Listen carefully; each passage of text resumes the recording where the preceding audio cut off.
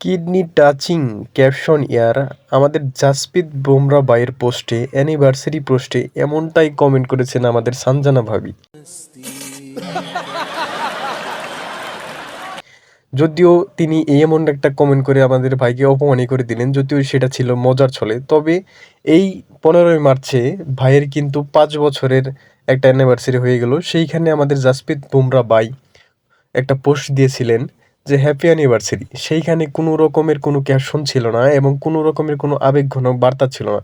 যার কারণে আমাদের সানজানা ভাবি কিছুটা আবেগী হয়ে এবং মজার ছলে কমেন্টটা করেই ফেললেন যে কিডনি টাচিং ক্যাপশন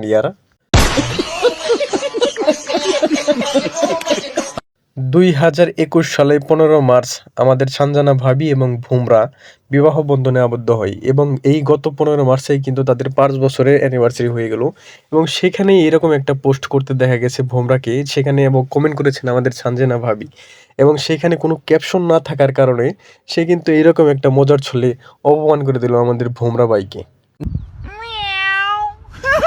যারা নিয়মিত ক্রিকেট ফলো করে থাকেন তারা সবাই জানেন বুমরা একজন ইন্ডিয়ার প্রিমিয়াম ফাস্ট বোলার এবং আমাদের সানজানা ভাবি হচ্ছে স্টার স্পোর্টসের একজন রিপোর্টার, যিনি ক্রিকেটের ম্যাচ বা ক্রিকেটের নিউজগুলো কভার করে থাকেন। সেইখান থেকেই বুমরা এবং সানজানা ভাবির মধ্যে একটা সম্পর্ক হয়, যেই সম্পর্কের দরুন 2021 সালে তারা কিন্তু বিবাহ বন্ধনে আবদ্ধ হন এবং এই 15ই মার্চ তাদের 5 বছরের অ্যানিভার্সারি হয়ে গেল।